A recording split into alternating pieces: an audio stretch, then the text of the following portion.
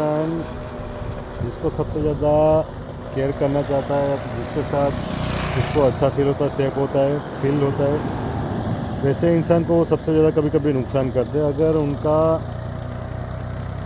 जो main symptom है anger का और रेज बदले का, जो अगर मैनेज नहीं हो पाया तो ज़्यादातर क्या होता है कि एंगर आउटबर्स्ट या एंगर वो सिम्टम है, वो कोई बीमारी नहीं है। उसके पीछे के जो रीज़न होते हैं वो सबसे ज़्यादा दिक्कत वाला कारण है। जैसे कि गुस्सा आने के मेन रीज़न में ऐसा कि जो बचपन के चाइल्डहुड जो प्रोसेस होती है, जो इमोशन होते हैं, उसकी प्रोसेस की ना कही गई हो वैसे इमोशन होते हैं जो पेनफुल होते हैं, ट्रॉमेटिक होते हैं। खास करके अगर जब कोई एक पेरेंट्स की डेथ हो चुकी हो, या तो कोई एक पेरेंट्स बीमार हो, या तो पेरेंट्स के बीच में झगड़ा होता हो, या तो पेरेंट्स और ग्रैंड पेरेंट्स के रिलेशन अच्छे ना हो, या तो साइकोलॉजिकली अवेयरनेस ना हो, जिसके कारण इमोशनली अटैचमेंट बिल्ट ना हुआ हो, जिसके कारण बहुत सारी अनप्रोसेस सप्रेस इमोशन होता है, जो पेन होता है, उसके कारण एंगर आउटबर्स्ट रहता है। अब ऐसे इंसान जब बड़े होते हैं तो सबसे बड़ी दिक्कत ये है कि इंसान बहुत अच्छा काम करने की कोशिश करते, सब करते हैं, मगर जो जिनके साथ उनका सिक्योर अटैचमेंट होता है, जिनके साथ उनको अच्छा लगता है, वही इंसान के साथ वो कभी कभी बहुत बड़ा सोशल या तो लीगल स्कैम कर देते हैं, या तो इशू खड़ा कर देते हैं। इसका रीज़न ये है कि जब साइकोलॉजिकली अवेयरनेस ना हो तो चाइल्डहुड के जो ट्रॉमा के कारण जो इशू बने होते हैं, जिसके कारण एंगर आउटबर्स्ट होता है, वो हमारा जिसके साथ सिक्योर अटैचमेंट होता है, उन्हीं के सामने वो चीज़ करते हैं। उनसे डर नहीं होता, उनसे हमें जो दूसरे लोगों के कारण या तो जो अनप्रोसेस इमोशन उनके कारण जो गुस्सा फ्रस्ट्रेशन रहता है, हम वही प्रोजेक्ट कर देते हैं ऐसे अनसिक्योर जो सिक्योरिटी में वाला जो रिलेशन है वहीं पे, वो चाहे फिर पार्टनर का हो, भाई का हो, फिर हम कह सकते हैं किसी मेंटर का हो, हम उसी पे वो चीज़ प्रोजेक्ट कर देते हैं, मतलब उसी पे ब्लेम करते हैं। और कभी कभी ये चीज़ साइकोलॉजी से हट के सोशल हो गई या तो लीगल हो गई, जिसमें कहीं पे हम कह सकते हैं कि लीगल फ्रॉड किया या तो सोशली डिफेम किया, वैसा कुछ हम करते, तब नुकसान फिर ज़्यादा और बढ़ता जाता है। मगर लोगों को ये समझ में नहीं आता कि एक्चुअली ये चीज़ हो कैसे रही है और क्यों हो रही है, जबकि जिसके सामने हम एंगर आउटबर्स्ट करते हैं, जो उनके लिए जवाबदार भी नहीं है, हम जिनके पास सिक्योर फील कर रहे, वो चीज़ सुनने के लिए, हमारा एंगर सहन करने के लिए वो रिस्पॉन्सिबल नहीं है। मगर वो रिलेशन में होता है जहाँ पे हमें लगता है कि ये बंदा हमें कुछ नहीं करेगा, हम सेफ है, तो उसमें वो चीज़ हम जब प्रोजेक्ट करते हैं, उनमें ब्लैंक करते हैं, तब दिक्कत बढ़ती है।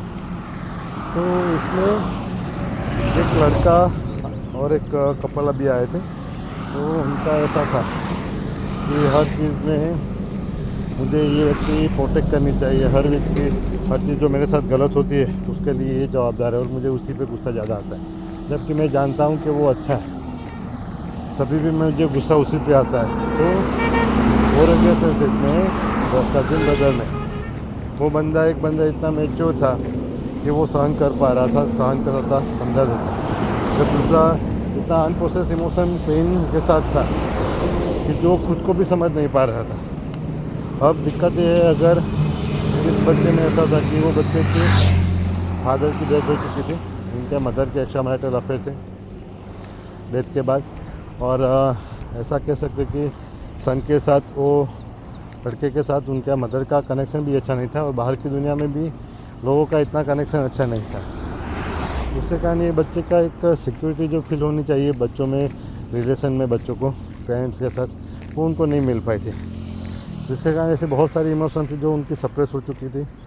वो पेनफुल थी, और किसी ने वो आइडेंटिफाई करने की कोशिश भी नहीं की। अब ऐसे लड़के को जब जिसके साथ सिक्योरिटी फील हुई, उसी के साथ कभी कभी ऐसा हुआ कि सिक्योर अटैचमेंट के कारण वो उसी पे ब्लेम करना स्टार्ट हुआ, उन्हीं के साथ कॉम्पीट करना स्टार्ट किया, उन्हीं को नुकसान करना स्टार्ट किया। तो ये चीज़ें समझने जैसी है कि हमारी चाइल्डहुड हमारे पे किस तरह इफेक्ट करता है, और हमारी पेरेंटिंग का नेचर, पेरेंट्स का पर्सनालिटी, हमारे ग्रैंड पेरेंट्स मतलब एनवायरनमेंट की जो आजू बाजू जो एनवायरनमेंट होता है, ग्रैंड पेरेंट, दूसरे सिबलिंग, वो सब की हमें पे बहुत इफेक्ट होती है। अगर हम एक्टिवली बड़े हो के उसको प्रोसेस ना कर पाए, उसको हील ना कर पाए, या तो उसको समझ ना पाए, तो वो चाइल्डहुड जो ट्रॉमा होता है अनियन, उसके कारण हमारी जो कंडीशनिंग होती है तो हमारा रिएक्शन भी वैसा ही रहता है, और जिसका आज की तारीख में मतलब प्रेजेंट में बहुत नुकसान होता है। तो मित्रों ये चीज़ ध्यान रखनी ज़रूरी है कि पेरेंटिंग का क्या इम्पोर्टेंट है। आपके खुद का जो चाइल्डहुड एक्सपीरियंस रहा हुआ है अगर वो भी नेगेटिव है तो उसके कारण आज जो प्रेजेंट में जो अच्छे लोग होते हैं आपके साथ, उनके साथ भी आपका बिहेवियर में नुकसान होता है। कभी कभी आप सोशली कह सकते हैं, लीगली और इमोशनली भी नुकसान कर देते हैं। मित्रों जितना जल्दी पॉसिबल हो तो आप वो चीज़ को समझो, उसको वापस रिपीट ना हो। अगर कभी ऐसा हुआ तो आप उसको बैठ के क्लियर करके बात कर लो, जो नुकसान हुआ वो भरपाई कर दो, वो बहुत ज़रूरी है। क्योंकि ये चीज़ को रोकना, ये नेगेटिव साइकिल को रोकना बहुत ज़रूरी है, सेल्फ अवेयरनेस के साथ, माइंड मैनेजमेंट के साथ। Thank you.